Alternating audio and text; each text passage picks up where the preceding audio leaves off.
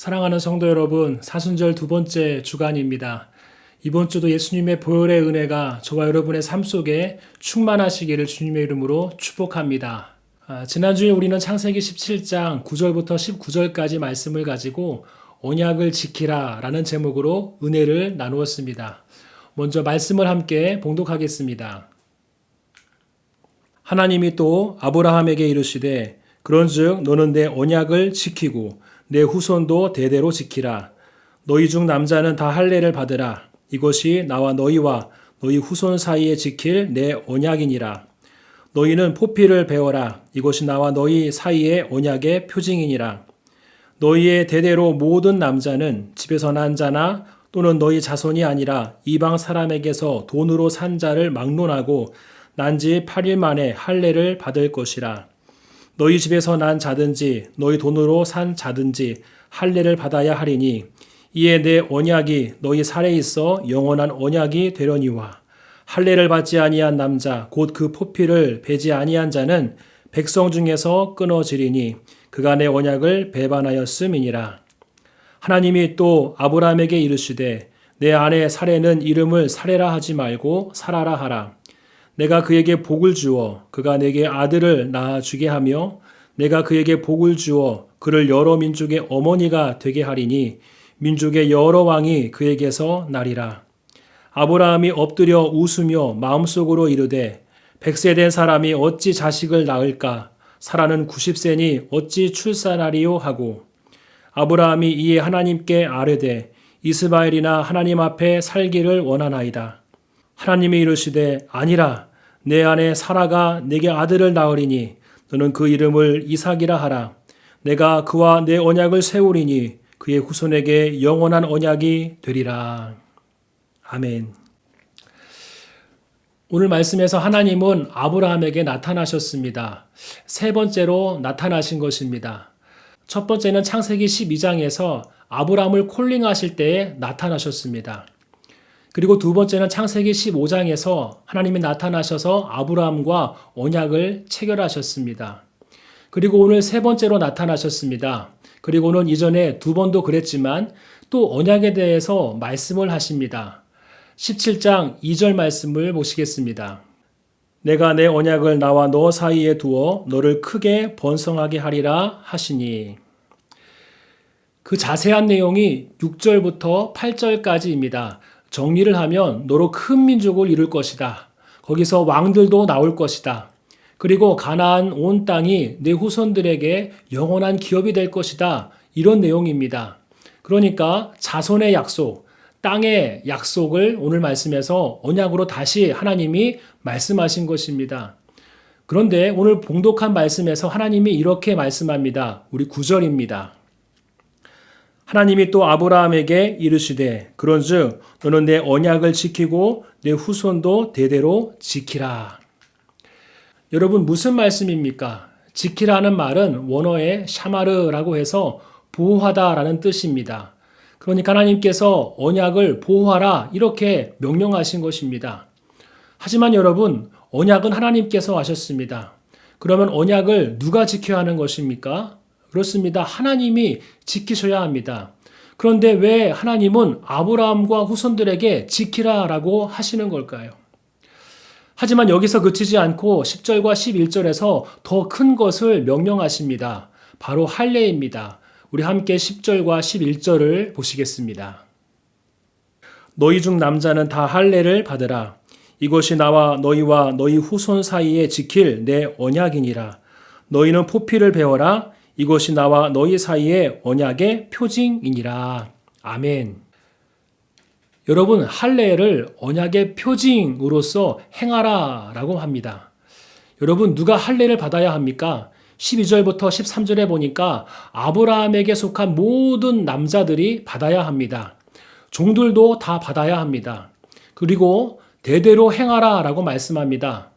태어난 지 8일이 되면은 다 할례를 받아야 합니다. 그런데 여러분 언약의 표징이라고 한다면 누가 제시해야 합니까? 언약의 표징이란 내가 한 약속을 반드시 이룰 거야 하면서 그 결단이 겉으로 드러나는 표시를 말합니다.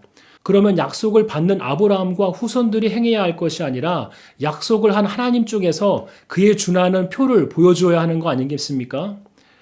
노아의 홍수 때 물로 심판하지 않겠다고 무지개를 증표로 보여준 것처럼 말입니다.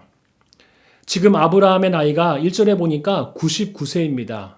이거 너무 위험합니다. 또 태어난 지 8일 만에 할례를 대대로 행하라 하시는데 그러면 지금 아브라함의 무리 가운데 갓난아이부터 해가지고 모든 남자가 할례를 받아야 한다는 것입니다. 그러면 이거 너무 위험합니다. 잘못하면 다른 부족들에게 치일 수 있습니다. 당시 상황으로는 주변 부족들이 마음만 먹으면 모든 소유를 빼앗아갈 수도 있습니다. 너무 위험합니다. 왜 하나님은 당신이 지키시고 당신이 보여주어야 할 징표를 아브라함과 그 후손들에게 명령하시는 것입니까?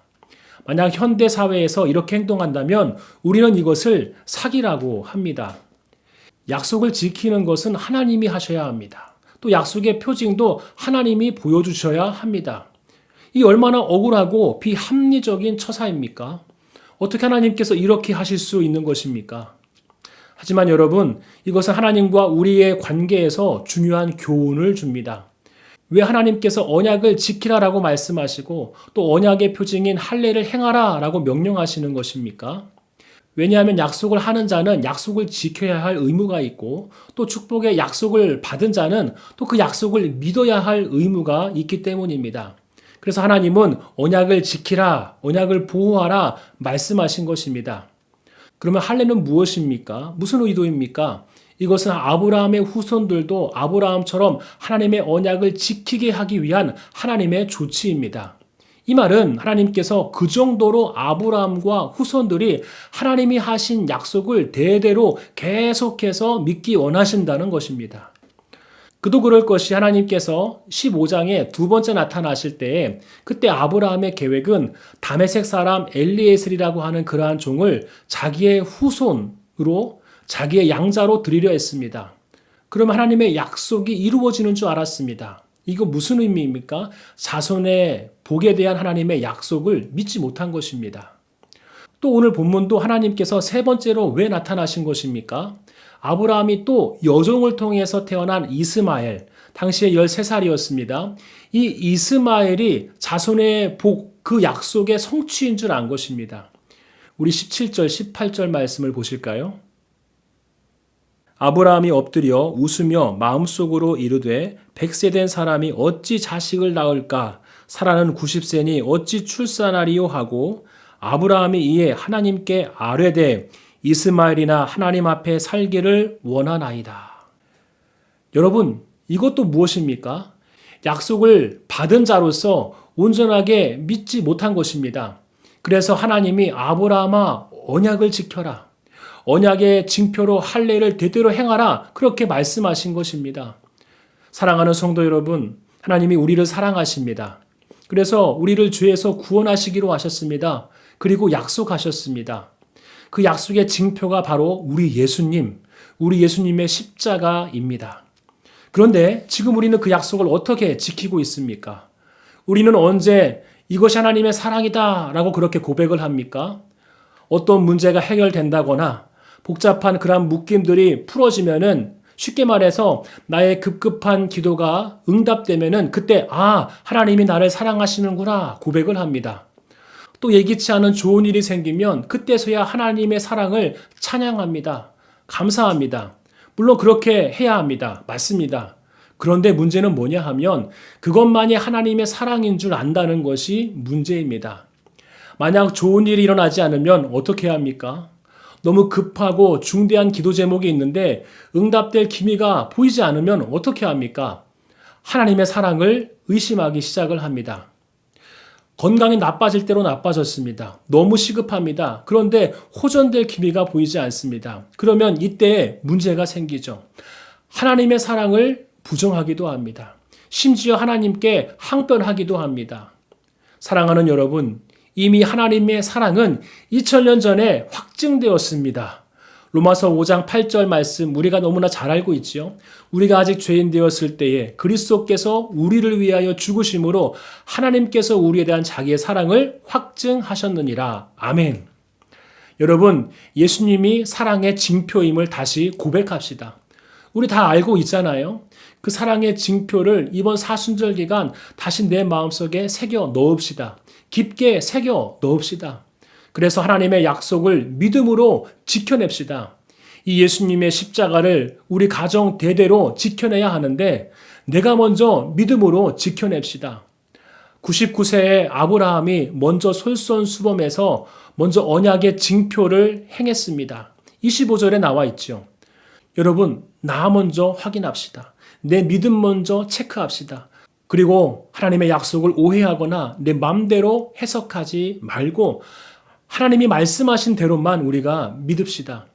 교회만 나오면 구원받는다고 생각하지 마십시오. 열심히 헌신하면 구원받는다고 오해하지 마십시오. 내게 직분이 있으니 나는 구원받았다 착각하지 마십시오. 물세례 받았다고 나는 천국 백성이다 그렇게 말하지 마십시오.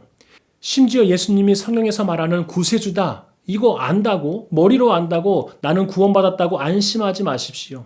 그것은 정확한 하나님의 약속이 아닙니다. 영접하는 자, 곧 그 이름을 믿는 자들에게는 하나님의 자녀가 되는 권세를 주셨으니 이번 사순절 먼저 나의 믿음이 진짜 믿음인지를 점검하십시오. 먼저 내 믿음을 세우십시다. 지금도 하나님의 큰 사랑이 십자가를 통해서 흐르고 있습니다. 지금도 그 앞에 나아가는 자, 지금도 그 사랑 앞에 나아가는 자, 십자가 앞에 나아가는 자, 그리고 믿음으로 영접하는 자, 지금도 구원받고 있습니다. 구원의 기쁨과 감격을 지금도 회복하고 있습니다. 이번 사순절 모든 것 중에 우리 예수님, 많은 것 중에 언약의 징표인 우리 예수님, 그 예수님의 십자가 단단히 붙들고 지킬 수 있는 저와 여러분 되시기를 주님의 이름으로 축복합니다. 그래서 주님 오시는 그날까지 하나님의 사랑에 대한 확신이 내 안에 조금도 흔들리지 않는 우리 아산만 가족 되시기를 주님의 이름으로 축복합니다. 할렐루야.